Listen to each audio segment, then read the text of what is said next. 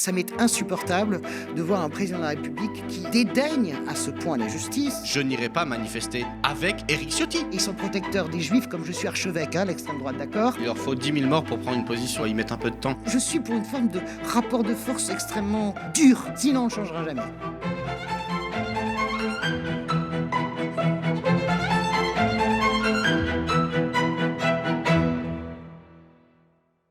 Salut à toutes et à tous, vous êtes sur le média et vous nous regardez sur le canal 350 de la Freebox, sur notre site internet ou sur notre chaîne YouTube.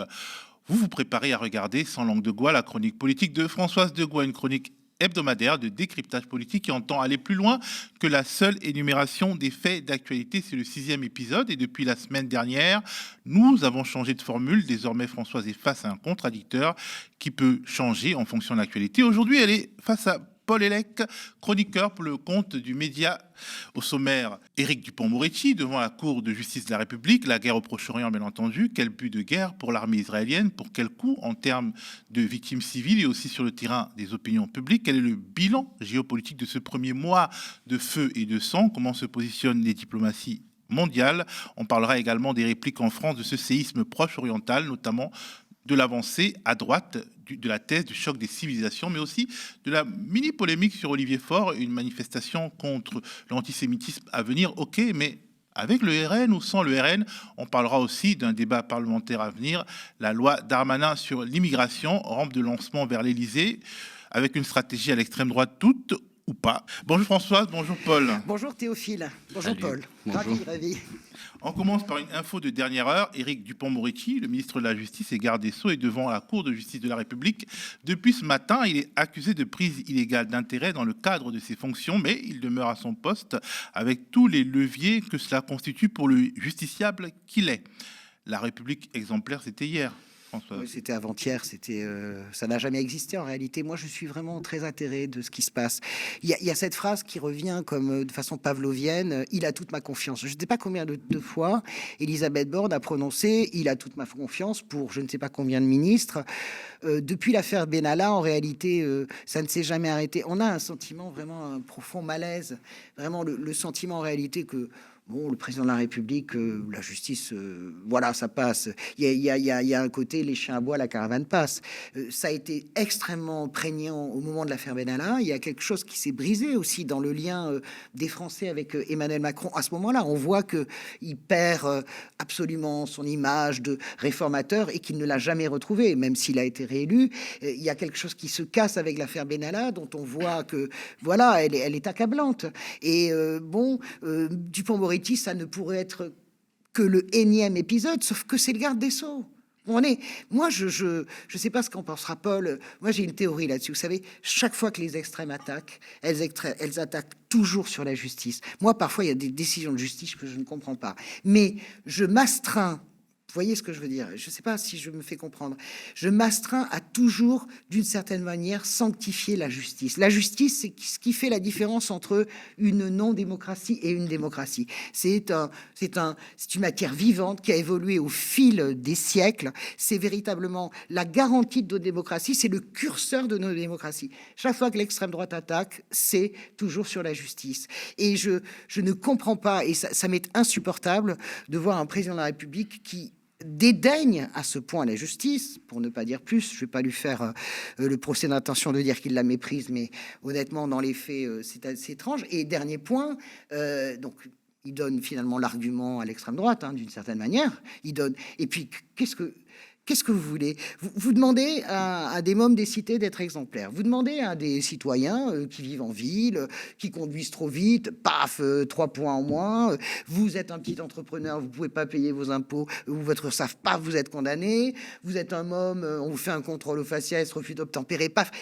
Comment est-ce que vous voulez, si vous voulez, que toute la nation, ce qui fait nation chez nous, c'est-à-dire notre communauté nationale, fonctionne, si ça dysfonctionne à ce point?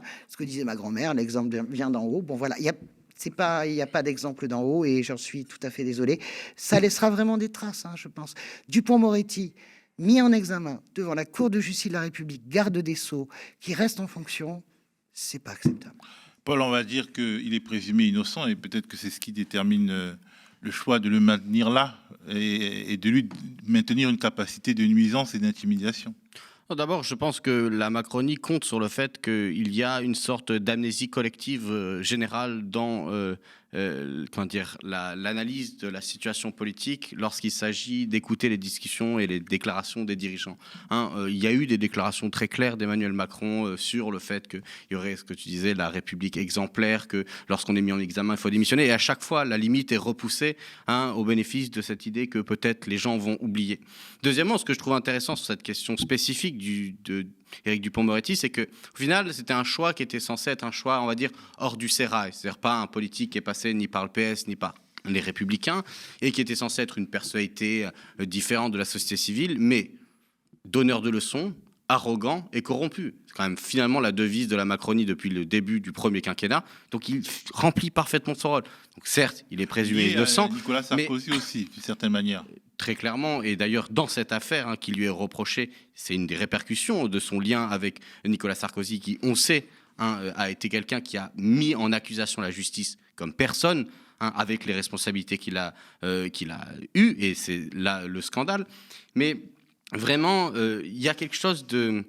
Il y a vraiment aussi quelque chose de ce qu'on appelle la domination. Les dominants sont des gens qui participent à l'organisation des règles. C'est qu'ils se sentent légitimes à édicter les règles, à édicter la loi, mais ils se sentent rarement responsables devant elles. Et bien au contraire, des fois, ils sont, mais presque, je pense, sincèrement choqués de devoir avoir affaire à elles. Et on le voit chez vraiment cette classe dirigeante. On le voit chez un Balkany qui ne comprend pas ce qu'on lui reproche. On le voit chez un Dupond-Moretti qui dit qu'il n'a rien à se reprocher. Et systématiquement... Et qui convoque sa mère, sa pauvre mère qui est accablée.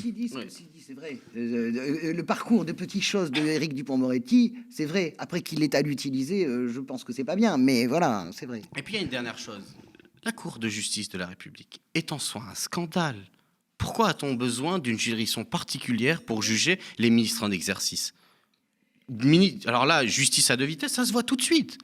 Ce qu'il faut demander, c'est qu'ils soient jugés et des justiciables comme tous les autres, qui n'échappent pas justement, parce que nommer des politiques qui vont commencer à essayer de juger de problématiques juridiques, mais on est où là? À part si c'est pour faire une fleur, c'est pour qu'on estime qu'ils sont irresponsables comme le serait... Un peu sur le fonctionnement de la Cour de justice de la République. Comment est-ce possible que le sérail juge le sérail? En fait, si on doit résumer ça, au-delà de la réforme qui serait évidemment, pour moi, dans la 6e République, il faut de toute façon changer cette constitution qui nous étouffe, qui nous opprime. Après, le système des dominants, moi, j'entends tout ce que vous dites, Paul. Oui, enfin, les dominants, ils sont à gauche, ils sont à droite. C'est pas une vertu.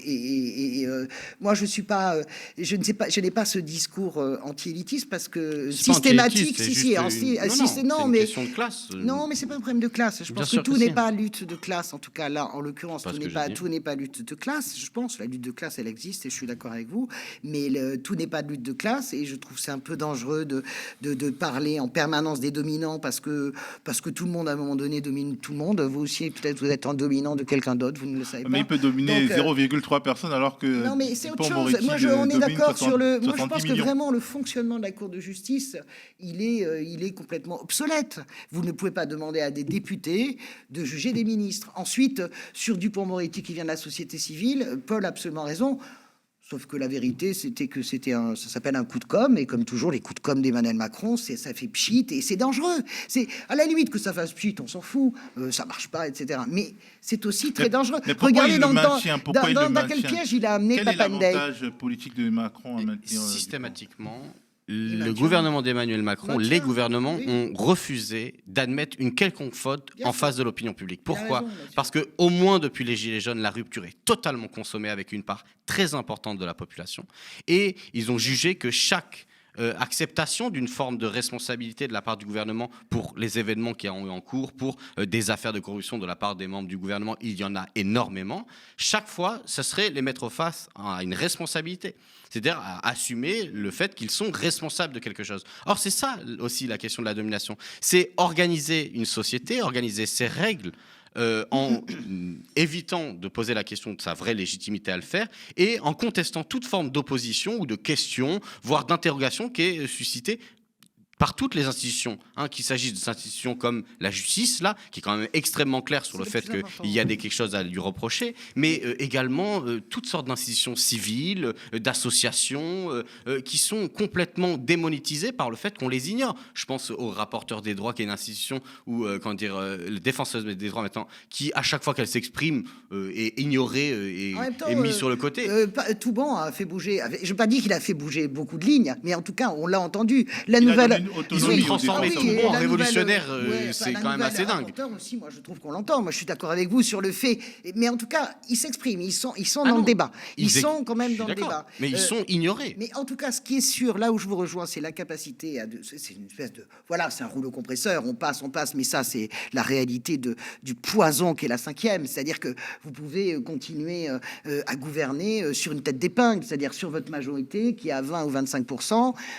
C'est pas possible de continuer comme ça. On va y revenir tout à l'heure sur le Proche-Orient. Autant il n'est pas possible de partir sur une proportionnelle intégrale parce que ça donne les résultats qu'on voit sur le plan politique. Vous êtes obligé, vous faites des alliances complètement délirantes pour garder le pouvoir. Autant on ne peut pas continuer véritablement avec ce système. Je rejoins Paul sur cette idée d'impunité totale, mais qui est liée au rouleau compresseur du quinquennat. Écoutez, pendant 5 ans, je suis tranquille. Je m'assois sur l'Assemblée nationale. Je m'assois sur l'opinion publique. Je m'assois sur les millions de manifestants, à l'honneur de François Hollande. Je sais très bien qu'il est de bon ton de taper sur la social-démocratie. François Hollande, il a toujours dégagé tout de suite les gens. Moi, je me souviens, j'ai vécu, et à l'époque, j'étais au gouvernement dans un ministère, et j'avais la honte, c'est une des plus grandes hontes de ma vie que j'ai jamais eue, avec Cahuzac. Je me souviens, on était à l'Assemblée nationale, j'en ai encore les larmes aux yeux, tellement mon cœur vraiment de gauche, etc.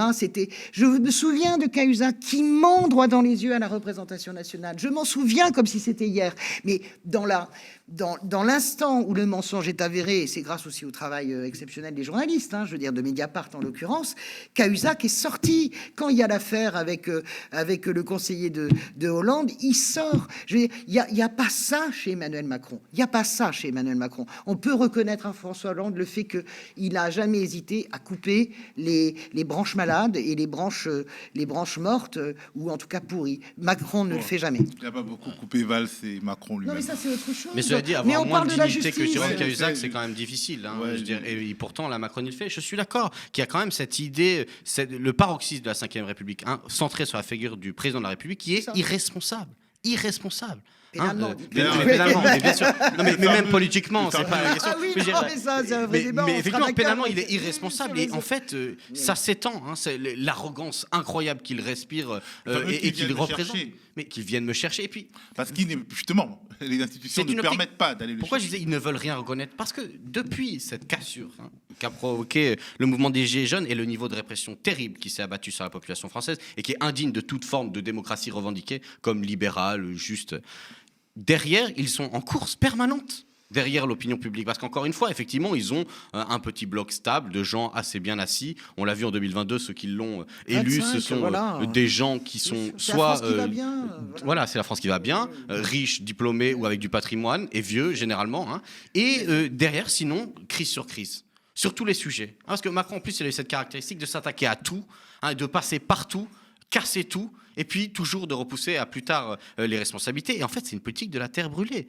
Le message principal d'Emmanuel Macron, c'est « après moi le déluge ». Je ne serai pas là pour compter les points. D'ailleurs, quand il était, je ne sais plus, je crois que c'était au Kazakhstan la semaine d'avant, il a eu cette espèce de phrase en disant « sans doute en 2027, après, je ferai autre chose que de la politique ». Et sans doute, est-ce une bonne nouvelle, mais sans doute, c'est aussi savoir qu'en 2027, quand on va se confronter aux résultats que ça a concrètement, on a déjà les preuves sur la question du droit du travail qu'il a massacré, sur la question de l'hôpital, etc. On va vraiment découvrir à quel point c'était une politique de la terre brûlée. Alors, je ne suis pas d'accord. Vous dites c'est la politique de la terre brûlée. Moi, je pense que ça procède absolument d'une véritable idéologie.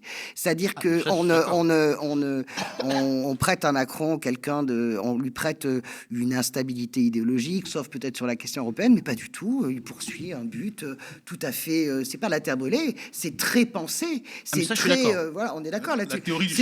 C'est très pensé. Je crois à la théorie du ruissellement. Alors, la théorie du ruissellement, ça devient même pas un filet d'eau dans votre robinet en plein désert, et encore, même le filet d'eau, vous l'avez pas. Ça devient véritablement, il y a une pensée de privatisation de tout ce qui est public. C'est extrêmement pensé.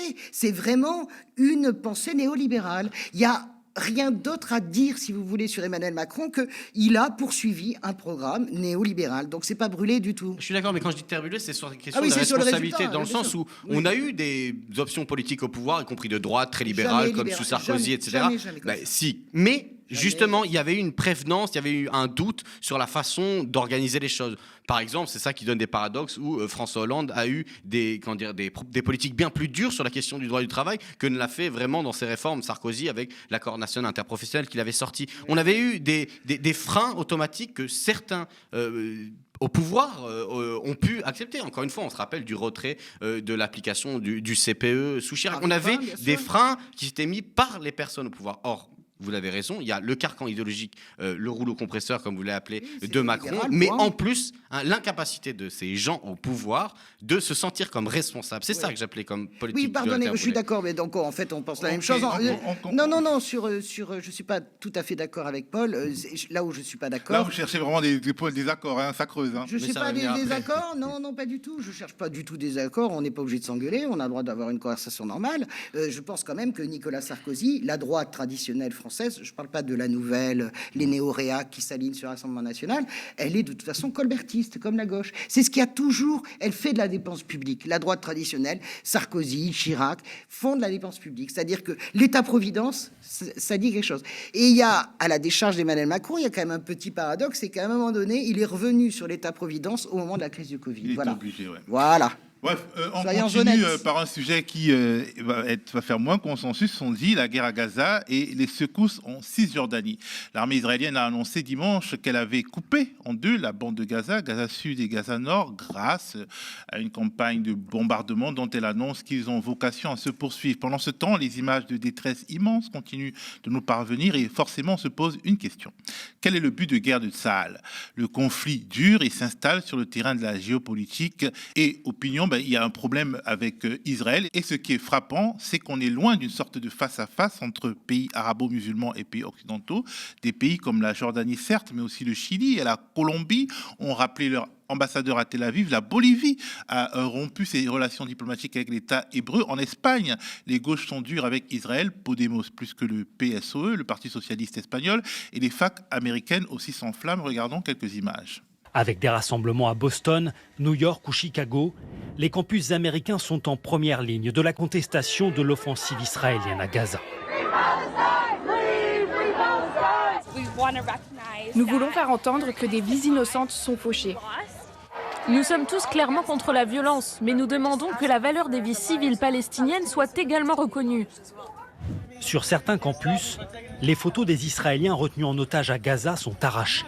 Françoise Paul, la réprobation d'Israël n'est pas limitée aujourd'hui à un espace ethnique ou confessionnel donné. Comment peut-on l'expliquer? Surtout, jusqu'à quand le soutien occidental se poursuivra-t-il dans ces conditions? Ça n'a jamais été, ça a toujours été le cas. Israël a toujours, vous connaissez la phrase de Golda Meir, je préfère vos condamnations à vos condoléances. Donc la réprobation d'Israël, elle est structurelle, elle est permanente. Moi, je ne suis absolument pas impressionné par ce qui est en train de se passer. On l'a déjà vécu à 67, on l'a déjà vécu à 73, on l'a déjà vécu, le monde l'a déjà vécu sur l'opération en 2014, Plan de fer ou l'autre bordure, je ne sais plus comment elle s'appelait, enfin ces opérations, oui, voilà.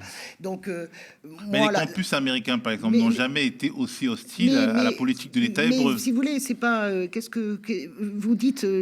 Parlons de votre question. Quel est le but de guerre d'Israël? Je pense que c'est absolument clair, le but de guerre d'Israël. Je dis pas que c'est bien ou c'est pas bien. Israël a eu 1500 personnes massacrées dans des conditions épouvantables, ce qui n'était jamais arrivé depuis la Shoah. Le but de guerre d'Israël, depuis la Shoah. Depuis la Shoah. Le but de guerre d'Israël, qui aurait été notre but de guerre en France si ça nous était arrivé, c'est de détruire l'organisation qui est responsable de cela. Ça, c'est le premier but de guerre. La suite, personne ne sait où on va. Personne n'est capable de dire où on va. Que Israël réoccupe Gaza, c'est inimaginable. Ça n'existe pas. Après, il y a tout ce qu'on peut imaginer, mais ça ne se fera pas. Mais ils ont dit qu'ils ont coupé Gaza en deux. Et du coup, on a l'impression qu'il y a une partie qui sera occupée. Mais écoutez, moi, je pense que les Israéliens, la priorité des Israéliens, de leur point de vue, c'est d'en terminer et de porter des coups, un coup fatal en tout cas au Hamas pour avoir quelques temps, en tout cas de paix, pour reconstruire. Moi, je pense plutôt que Gaza sera placé sous la houlette de l'ONU. Ça, c'est ce que je pense. Je pense qu'on terminera là-dessus. En fait. Donc, c'est un peu ce que Macron disait finalement quand il parlait de coalition contre le terrorisme international, c'est-à-dire en fait mettre Gaza sous administration onusienne. En tout cas, c'est à ça que j'ai pensé. Moi, il n'y a pas de 3000 solutions. Les Israéliens ne veulent pas reprendre Gaza, malgré le pushing des colons, mais ça, c'est un autre problème. Il ne peut pas y avoir de paix si les colons continuent à coloniser. Ça, je suis d'accord absolument avec ça, c'est impossible. Il faut régler cette question des colons.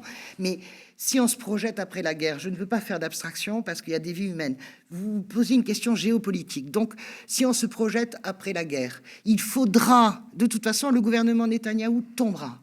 De toute façon, il y a des milliers de manifestants à Tel Aviv, il y en avait avant cette guerre, et ils reprennent parce que le gouvernement de Netanyahou sera condamné par la commission d'enquête, c'est évident. Vous ne pensez pas que Itamar Ben-Gvir, l'espèce de cinglé ministre de l'Intérieur d'extrême droite, restera. Vous ne pensez pas que Amirai Eliaou restera, le ministre du Patrimoine. Tous ces gens-là, de toute façon, vont sortir. Il y aura ce départ-là. Est-ce que c'est les travaillistes de Yair Lapid qui reprennent les commandes? Nous n'en savons rien. En tout cas, ce qui est certain, c'est que les Israéliens en 2005 sont sortis de la bande de Gaza. Ce n'est pas pour y camper à nouveau. Le règlement, alors le but de guerre, c'est de détruire le Hamas. Après, je suis d'accord que le reste du but de guerre, c'est assez flou. Paul? Moi, je pense que vous avancez beaucoup en disant ça. D'abord parce que... C'est une hypothèse, non, bien sûr, mais les États-Unis s'inquiétaient, le Financial Times le reporte la semaine dernière, du fait qu'il n'y a a priori pas de plan.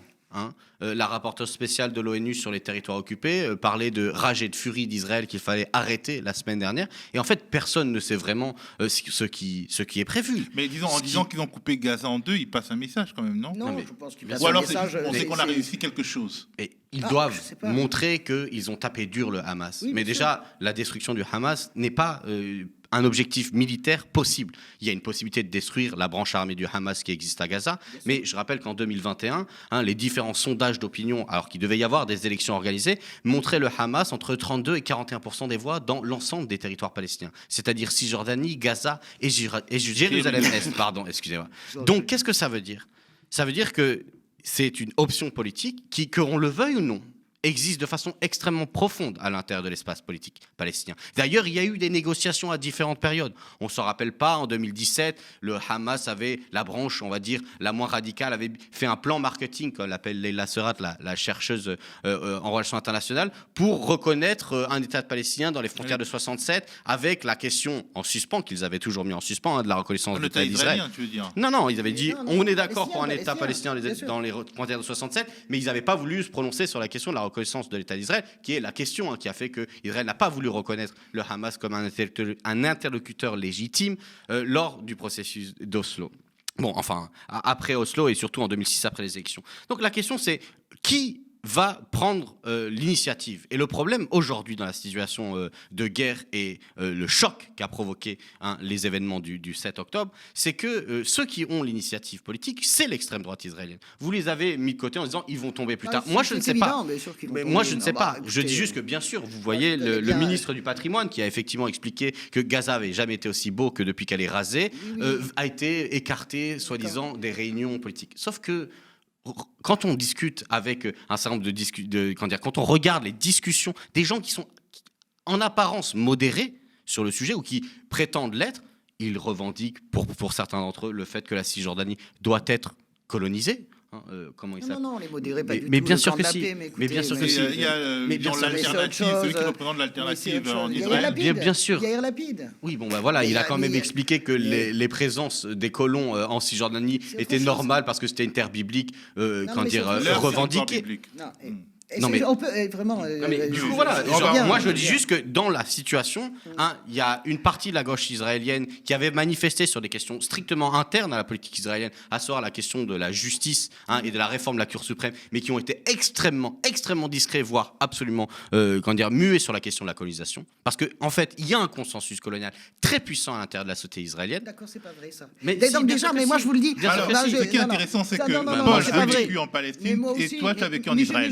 Donc, très bien Gaza aussi. Moi, j'ai vécu à Jaffa Gate avec les Arabes israéliens, avec comment dirais-je, des Palestiniens chrétiens. Donc, on va pas se raconter des histoires. Je connais très bien Gaza, il connaît très bien Israël. Donc, tu penses que Yair Lapid, il est décolonial? Non, j'ai pas dit que Yair Lapid était décolonial. Je pense que cette question-là, toutes ces questions-là sont mises sous cloche, mais le traumatisme. Non, mais bien sûr que s'il y a toujours une excuse, il y a toujours une excuse pour faire en sorte qu'Israël viole le droit international, organise. Mais bien sûr. Soyez sympa. Les gens du kibbutz Kfar Aza, par exemple, qui ont été massacrés, c'est vraiment typiquement, ça fait partie de ces Israéliens qui étaient contre la colonisation. C'était un vrai kibbutzi. Même Jean-Luc Mélenchon, c'est un droitiste.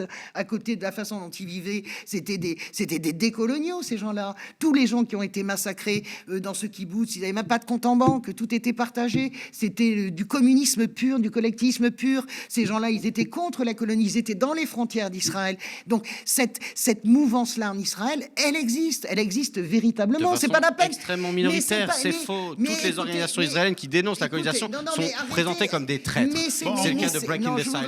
Je voudrais terminer en disant qu'il va y avoir de toute façon un effondrement politique de ce gouvernement. Ça ne peut pas se passer autrement. Vous regardez les sondages en Israël. Sur la question du Hamas en 2021, je vous reprends de voler parce que je connais très bien absolument ce sondage que vous mettez en avant. Moi, je vais vous mettre le sondage du Washington Institute lors des manifestations palestiniennes le 30 juillet 2023 dans la bande de Gaza contre le Hamas. 72% des Palestiniens estimaient que le Hamas n'arriverait jamais à améliorer leur vie. Des habitants de Gaza.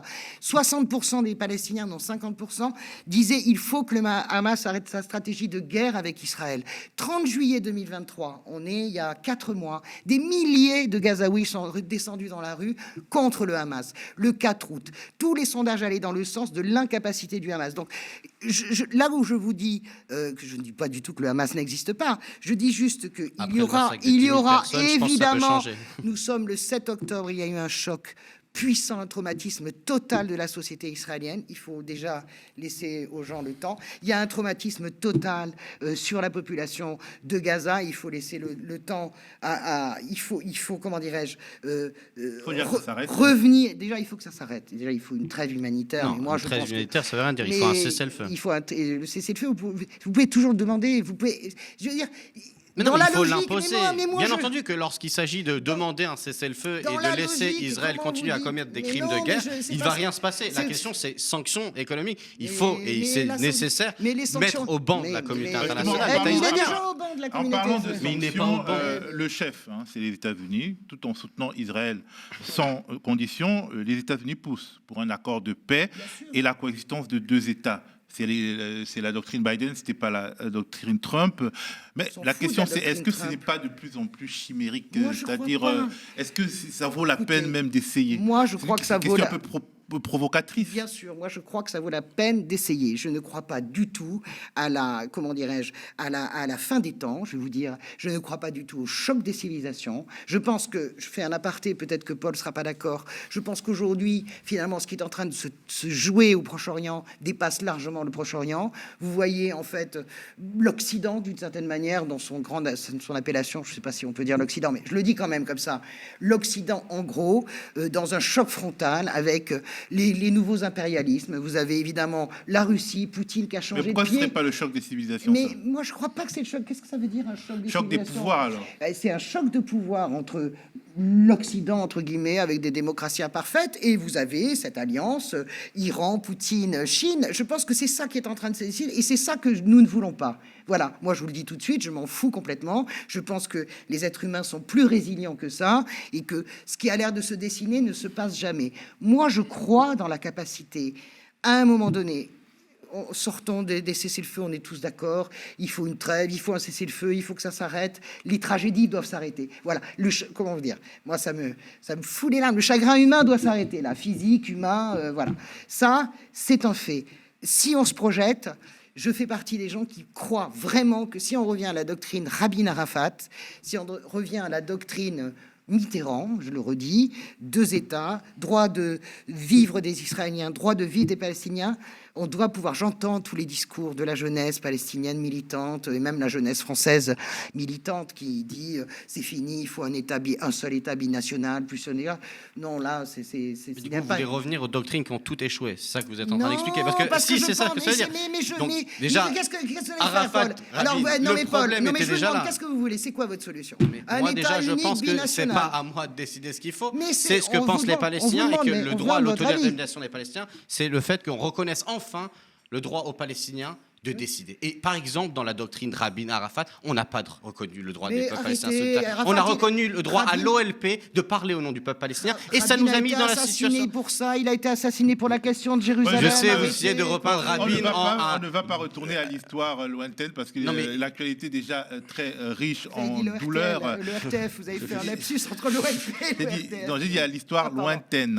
Alors, revenons un peu en France. En France, ce conflit déchire la classe politique et se traduit sur le terrain par une poussée des manifestations d'antisémitisme et des propos médiatiques déshumanisants pour les Palestiniens et plus généralement les musulmans. Alors, je voudrais qu'on regarde une intervention de l'avocat Arié Halimi dans l'émission En Société sur France 5, qui, à titre personnel, me semble assez juste. Je ne suis pas totalement certain qu'il s'agisse d'une simple minorité.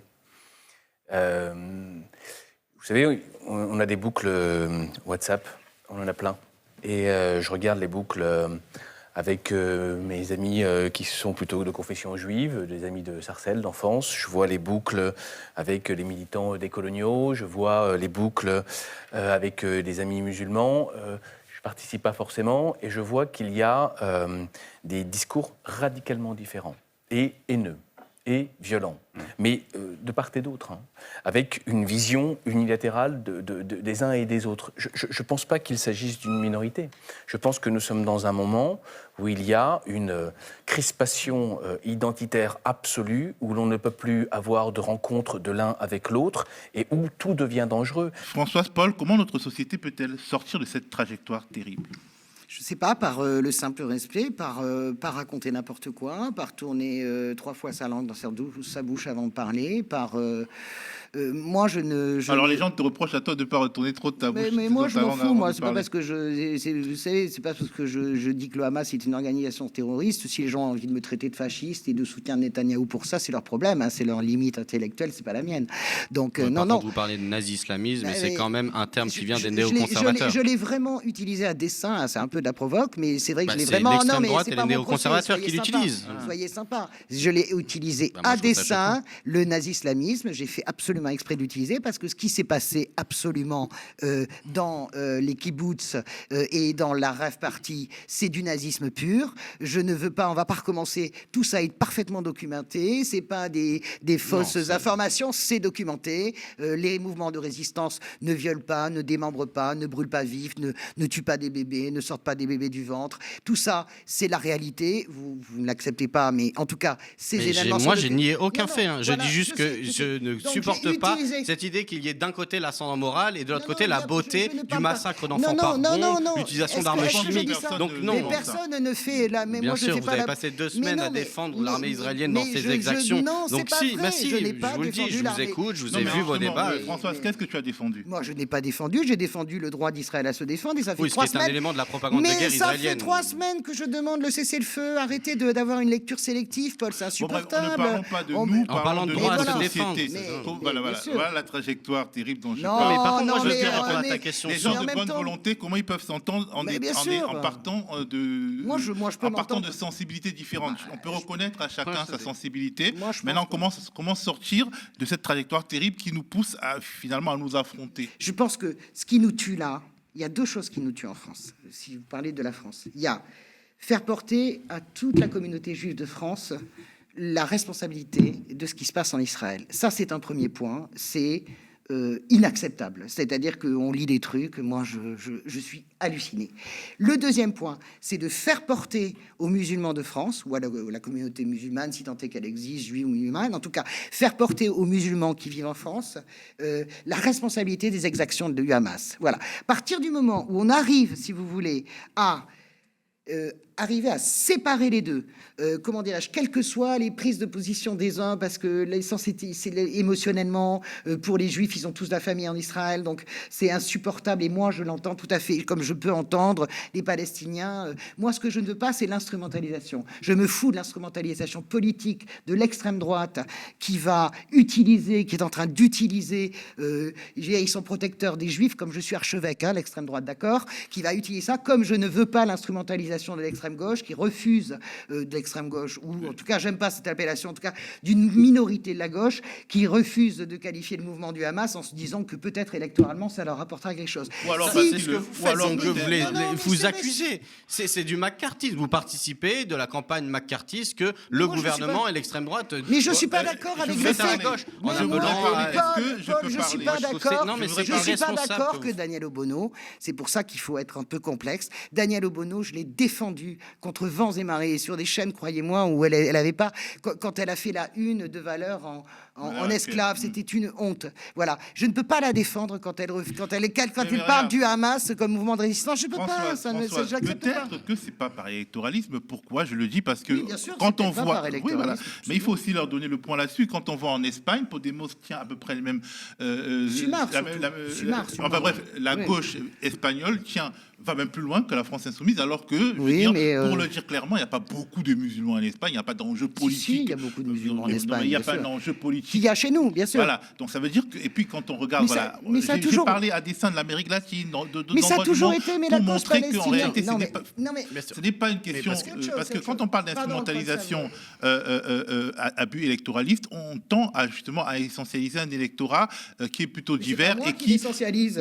C'est pas moi, mais justement, ils ont qui commencé l'essentialise. mais ceux qui l'essentialisent, c'est plutôt la droite et l'extrême droite, ils ont commencé à le faire quand on a regardé les résultats électoraux de la France insoumise et on a vu qu'il y avait un réveil de la participation citoyenne à un certain nombre d'endroits et on en a conclu que en fait, si Mélenchon était assis à 22%, c'est parce qu'il était islamo-gauchiste. Donc si moi, j'ai voté si Mélenchon au si premier on tour, mais il est pas si on islamo-gauchiste. déchire son électorat en deux Oui. sur les bases tribales, ça peut aller. Donc je pense quand même qu'on Oui, peut enfin, s'y il y a donner. beaucoup de gens comme moi qui sont sociodémocrates rose vif et qui ont voté Mélenchon au premier tour, d'abord parce que c'était le meilleur de la présidentielle et qu'en plus de ça, parce que c'était un vote utile. Après, si ce vote reflue, vous verrez ce qu'il Moi, je veux restera. même réagir Ce que je veux dire, là-dessus, c'est qu'en gros, on peut considérer que les gens n'agissent pas forcément par Oui, l'électoralisme. bien Et sûr, la je question pense peut être réglée très très simplement. Le problème, c'est qu'il n'existe aucun journaliste digne de ce nom dans les médias mainstream qui fait de la sociologie électorale. Hein, vraiment, on a vraiment des gens qui ont repris ce poncif médiatique, qui est par ailleurs très raciste, hein, pour expliquer que finalement, il y a une communauté organisée, qui a un plan. C'est dégueulasse. Et en fait, la réalité, c'est quoi? C'est que, les musulmans votent comme tout le monde. C'est-à-dire qu'ils ne votent pas en tant que musulmans, ils vont dans le bureau de vote comme tout le monde. Et qu'est-ce qui se fait? C'est qu'il y a un lien historique entre le vote des musulmans autodéclarés comme tel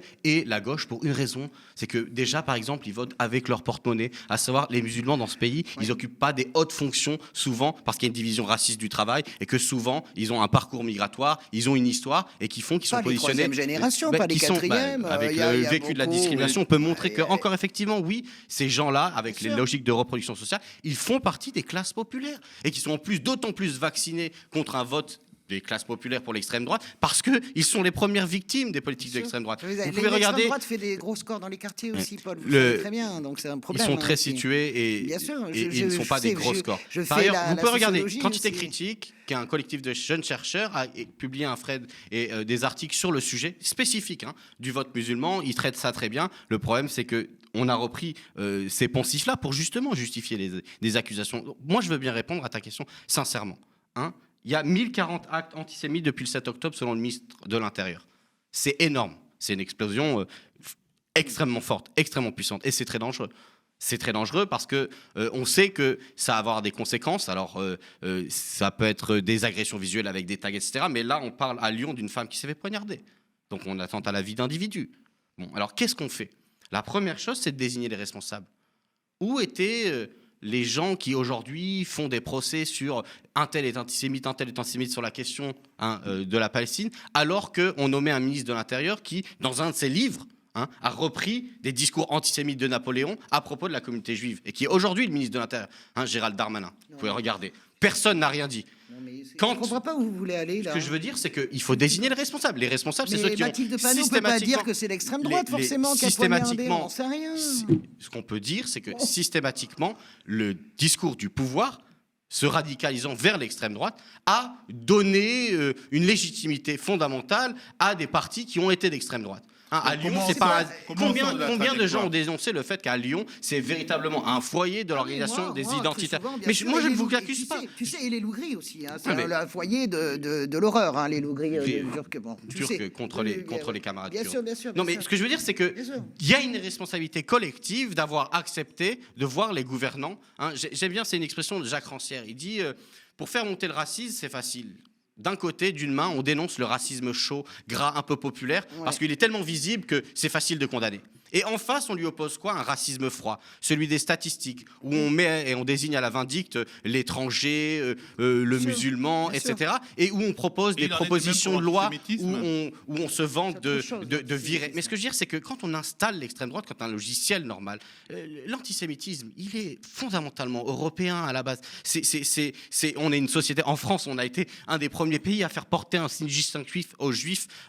Mais c'était sous Louis XI, je crois. Oui, bien sûr, pendant 400 ans, plus de 400 ans, on a martyrisé les Juifs dans ce pays. L'extrême droite, l'antisémitisme, il a des racines. Et aujourd'hui, on ne désigne plus les responsables qui s'allient avec l'extrême droite, qui reprennent leur discours. Et ça, c'est la première responsabilité. Et la deuxième, juste pour finir, parce que vous avez dit quelque chose sur lequel je suis d'accord, c'est que le gouvernement d'extrême droite israélien a organisé, a instrumentalisé la question de l'identité juive et du lien avec la politique israélienne. Et ça, c'est extrêmement dangereux. Le judaïsme a 5000 ans. Il se vit de différentes manières. Il est cultuel, religieux. Il y a différentes pratiques. Il est athée, etc.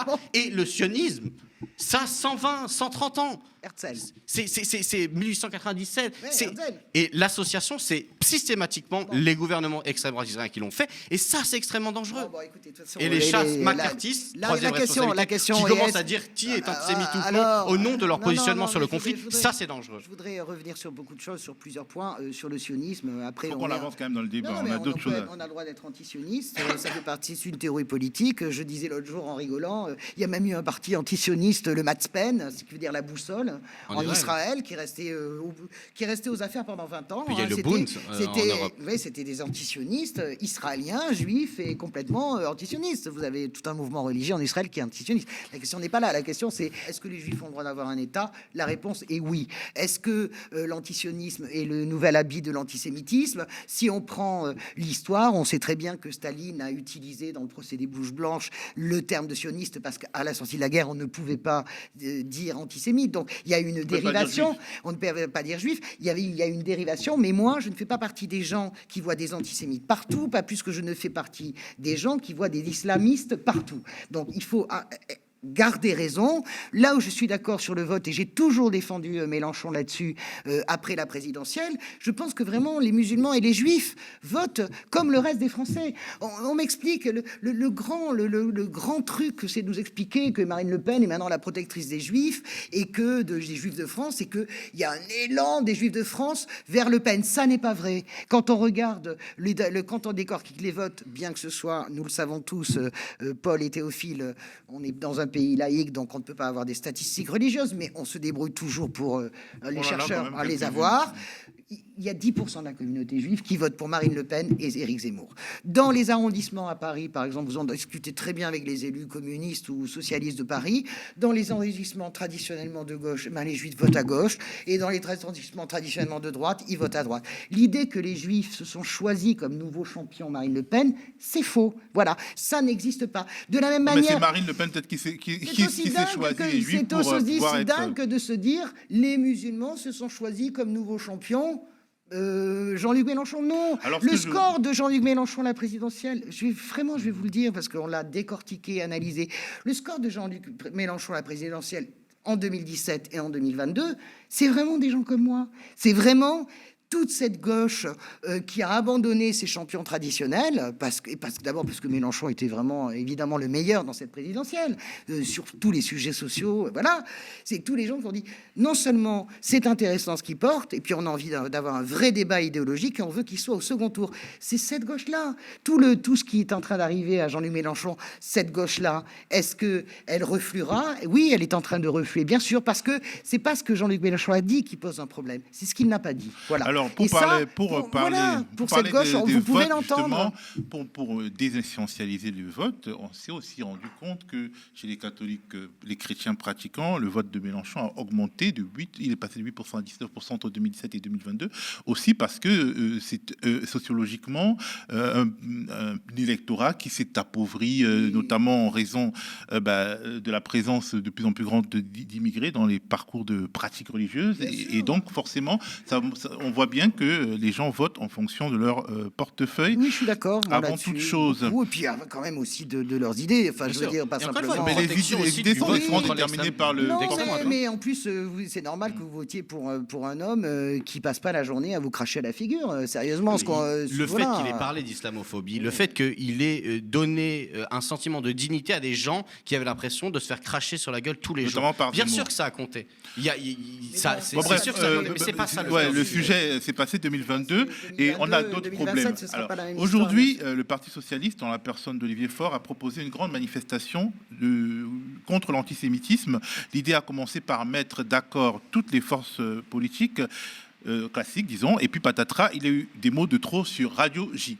J'appelle Ouais. toutes les forces Donc, politiques il y a à dire les choses, à Ouais. dire qu'il n'est pas possible en France qu'il y ait le moindre acte, la moindre parole antisémite, que les Juifs, les Français juifs ne peuvent pas être tenus pour responsables d'actes qui ont été commis par d'autres Juifs ailleurs dans le monde, qu'il s'agisse d'Israël ou ailleurs. Nous ne pouvons pas avoir...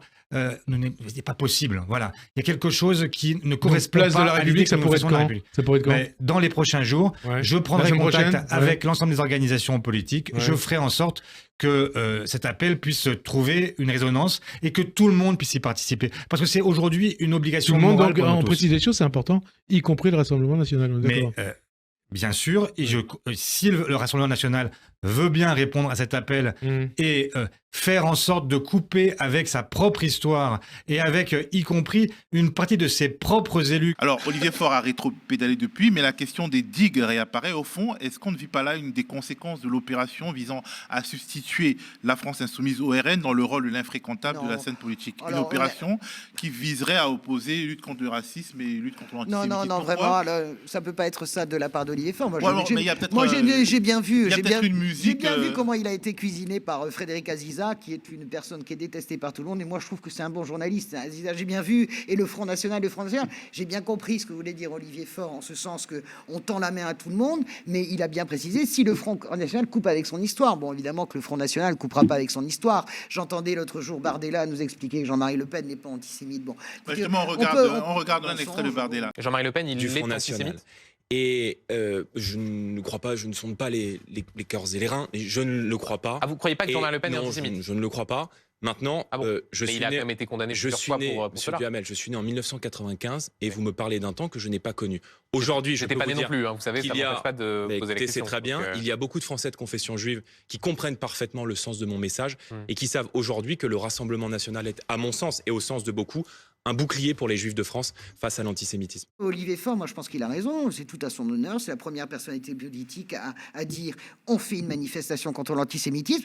Le PS, vous savez, il est plus... Moi, écoutez, moi c'est ma famille, entre guillemets, bon, c'est Hollande Royal, ma famille, mais bon, c'est plutôt mon berceau, je dirais, bon, je suis pas... voilà, je trouve que il appelle à une manifestation contre l'antisémitisme. J'espère que beaucoup de partis de gauche y participeront. Je ne pense pas que c'est pour piéger qui que ce soit. Je pense que... Et le PS était dans la manifestation pour la Palestine le week-end dernier.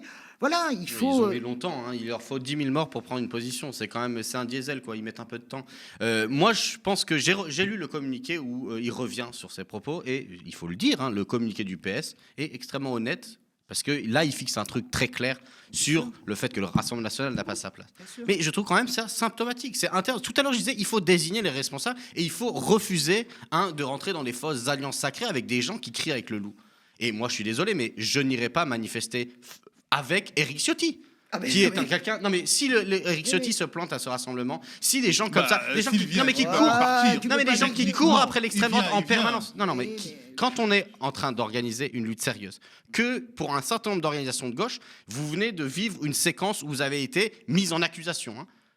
vous avez très clairement eu des accusations d'antisémitisme. Vous le disiez tout à l'heure, vous n'en faites pas partie, mais il y a plein de gens qui ont joué les petits procureurs de l'antisémitisme. Et ça, c'est dégueulasse. Et donc, du coup, avec la France insoumise, quand même. Peu importe. En tout cas, vous avez le tête de dire que c'est insupportable l'idée qu'il y ait des gens qui se dressent en petits procureurs en comptant les bons mauvais points. Et vous croyez que dans la séquence et vous croyez que dans la séquence, pour des partis de gauche, c'est facile de se dire ensuite, on va manifester avec ceux qui crient avec le Rassemblement national la même chose. Je voyais encore ce week-end un comité détestable des jeunes des Républicains, les jeunes LR qui disaient contre l'immigration de masse. Ils avaient le même discours que Génération Identitaire. Et moi, par exemple, je ne pense pas qu'en tant que citoyen de gauche, je vais aller manifester dans une manifestation où, à l'intérieur, je vais retrouver des gens que j'estime être responsables en partie de la montée de l'antisémitisme par leur alliance idéologique et tactique régulière avec l'extrême droite. Donc moi, je pense que c'est une bonne initiative. L'idée qu'il faille marcher, qu'il faille faire quelque chose contre l'antisémitisme dans ce pays et qu'on le dise, qu'on désigne les responsables et qu'on ne laisse rien passer pour que ce soit extrêmement clair et limpide comme message. Bien.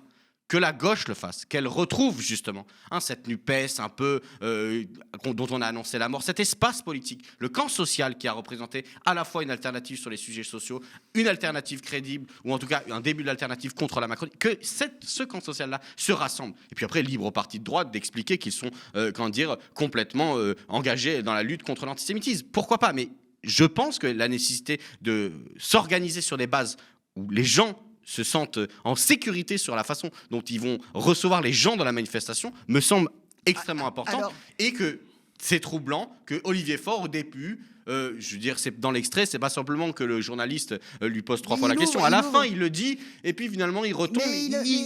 Moi, je comprends très bien. Non, mais moi, je voulais juste dire que c'est tout à fait à l'honneur d'Olivier Faure. Je vois très bien ce qu'il a voulu dire. On s'est ouvert à tout le monde, mais on sait bien qu'il y a plein de gens qui viendront pas. Je pense pas que Éric Ciotti se pointera à la marche contre l'anti. Non, mais c'est très important. Alors, je voulais qu'on évoque l'avant-dernier sujet parce que le temps passe et que l'émission va encore être très longue. La gauche divisée, est-ce qu'elle pourra incarner quelque chose de cohérent face à Gérald Darmanin dans le projet de loi sur l'immigration a commencé son bonhomme de chemin ce lundi au Sénat? Parce que là, vous vous engueulez, mais il y a un gros morceau. Oui, mais écoutez, est-ce qu'il y a un gros morceau? Honnêtement, franchement. Ouais, ça peut quand même être un moment de basculement de basculement de quoi? D'une partie de la droite, du centre et même de la gauche vers des positions un basculement. Mais non, mais je veux dire, ce projet de loi immigration, on voit bien pourquoi il est fait. Je veux dire, il est fait pour séduire. Est-ce que vous pensez vraiment qu'il va y avoir un volet dans ce projet de loi où les propositions de la gauche, qu'elles viennent de LFI, du PS ou du PC, vont être retenues sérieusement? La régularisation des travailleurs en tension. Moi, je ne suis pas tout à fait d'accord pour ça, parce que je pense que même si c'est un premier pas, je pense que ça crée une forme de discrimination. Je serais plutôt pour qu'on régularise, point. Mais ça, c'est un autre débat. Mais ça va partir directement. Ce projet de loi va être fait pour avoir une majorité au Sénat. Je ne sais pas pourquoi tout le monde s'excite sur ce projet de loi. L'affaire est déjà entendue. Vous comprenez ce que je veux dire? C'est pas du tout pour te dire que ton sujet est débile, hein, mais c'est juste pour te dire que pour moi, ça va être encore le petit théâtre général. Une grande séquence de droite et d'extrême droite dont on aurait pu se passer. Mais de toute façon, ce projet de loi, écoute, regarde dans la façon dont il est arrivé. Il devait être en bloc. Après, il était coupé en morceaux. Après, il est redevenu en bloc. Il devait être en novembre. Et finalement, il est en janvier. Il est taillé sur mesure pour essayer de faire exactement pour essayer de faire plaisir, pas au Rassemblement national, mais en tout cas à la droite pour avoir une majorité. Point barre. Paul. Comment est-ce que tu peux imaginer qu'ils vont accepter des amendements de gauche? Il n'y aura aucun combat. Je suis sûr et certain. Moi, je suis assez d'accord que le sort de l'article 3 sur cette fameuse question de la régularisation des sans-papiers est en fait en suspens. Des travailleurs dans les métiers en tension. En tension, fini, bien sûr. Voilà. Est en suspens, c'est-à-dire que au moindre coup de sifflet de la droite qui dirait si ça reste, je signe pas, il partira. Donc ça, c'est une évidence. Et que, en fait, le fond du sujet, comme tu dis, c'est que ça va être une offensive réactionnaire extrêmement puissante parce que c'est une réforme structurelle du droit d'asile. La fin de la collégialité des juges, la mise en gros sous tutelle plus ou moins des préfectures, des centres qui gèrent. Mais il a déjà été modifié, on le sait. Il faut quand même le dire aux gens. C'est déjà largement modifié, franchement, honnêtement. C'est pour ça que ce qui m'intéresse, c'est de voir à quel point, justement, si on prend le fait que c'est un geste tactique, c'est-à-dire d'avoir une majorité technique avec la droite, alors qu'ils ont des difficultés, et que toutes les 2 semaines, on a une espèce de sketch qui revient de j'aimerais ne pas utiliser le 49.3. Mais quelque part, je vais le faire si de toute manière. On va se mettre d'accord. Il y a le sketch des Républicains qui dit retenez-moi ou je fais un malheur. nous pouvons déposer une motion de censure. Tu vois, non, Mais je nous- croirais dans Mais c'est pour ça Astérix. que ce qui m'intéresse de voir là-dedans, c'est que finalement, est-ce que la droite va jouer la surenchère? C'est-à-dire, ils se disent, je suis en position de force, grâce à moi, ils votent le texte, sans moi, ils ne votent pas. Qu'est-ce qui fait, comment ils arrivent à se démarquer? Parce que moi, ce que je rappelle, c'est que les Républicains, depuis le premier quinquennat, finalement, ils sont bloqués. Ils sont bloqués entre le Rassemblement national qui est tellement radicalisé et a tellement radicalisé une partie de son électorat qu'il a bouffé une partie de l'électorat des LR. Je rappellerai que c'est la première jonction, ça se fait sur une part de l'électorat Sarkozy qui passe directement au vote Rassemblement national dès 2017.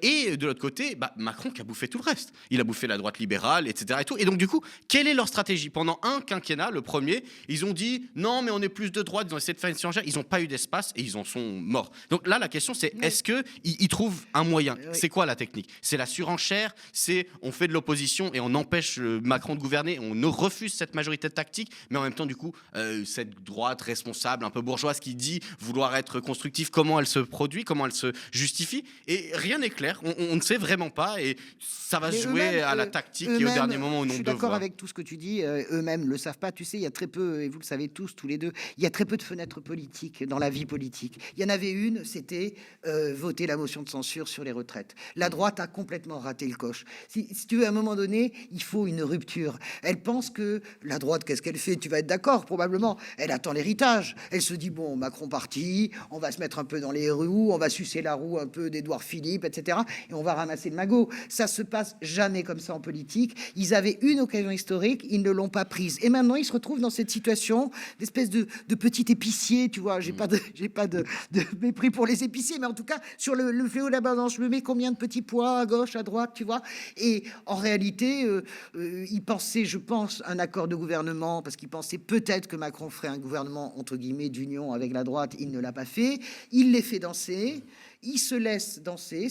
C'est le marionnettiste avec les marionnettes. Et ils sont en train de continuer à signer leur échec de toute façon en 2027. C'est écrit. L'émission touche à sa fin. Pour finir, Françoise, tu avais... J'aimerais bien, moi, j'adore discuter avec lui. C'est excellent. Et avec toi. Pour finir, tu avais un coup de gueule et il concerne la Coupe du Monde de ski. On regarde un petit magnéto. Des images surprenantes qui font polémique. Certains sportifs s'indignent, comme Alexis Pinturo, Johan Claret ou encore Florence Masnada, ancienne championne olympique. Il n'y a rien qui va. En fait, les images sont terribles. C'est pas la promotion du ski qu'on fait là. C'est l'enterrement du ski qu'on est en train de faire. En plus, je vais laisser Paul aussi réagir parce que c'est quand même là, on touche quand même aux choses qui nous concernent, la survie de l'espèce. Voilà, je suis très en colère contre les organisateurs de la Coupe du Monde pour avoir une piste et pour avoir de la neige, si tu veux. Ils ont pendant 3 jours creusé. Il y a le Matterhorn, on sait qu'il y a le grand glacier du Matterhorn à Zermatt, mais ils ont creusé un autre glacier pour avoir de la neige fraîche pour les canons à neige pour l'organisation. C'est pas possible. Nous dansons. Alors bien sûr, nous avons des préoccupations profondes humaines en ce moment avec ce qui se passe au Proche-Orient, mais nous avons aussi une préoccupation de l'écologie. On ne peut pas continuer à piller. On sait que les glaciers fondent de 4 mètres par an. On sait que si les glaciers fondent de toute façon, c'est notre survie aussi qui est en train de se jouer. Et on creuse à la pelleteuse, tranquillou, pépère, si tu veux, pour organiser une Coupe du Monde de ski. J'adore le ski, j'en fais depuis que je suis petite parce que je suis dans les Pyrénées. Mais non, il faut changer. Et là, je suis pour une forme de rapport de force extrêmement dur pour changer. Sinon, on ne changera jamais. Ouais, moi, je suis d'accord. 3 secondes, Paul. Mais non, mais je pense que une grande partie des grands événements sportifs qu'on nous annonce comme extrêmement populaires, déjà, le sont pas forcément autant. Parce que essayer d'aller avoir des places aujourd'hui pour les JO de Paris, non, mais c'est quand même des prix et c'est quand même certains publics qui sont visés. Et c'est beaucoup trop cher. Et ça veut dire quoi? Ça veut dire que c'est pas si populaire. Alors, vous avez les retransmissions, etc. Mais il va falloir se poser sincèrement des questions sur le coût que ça représente d'avoir des événements comme ça.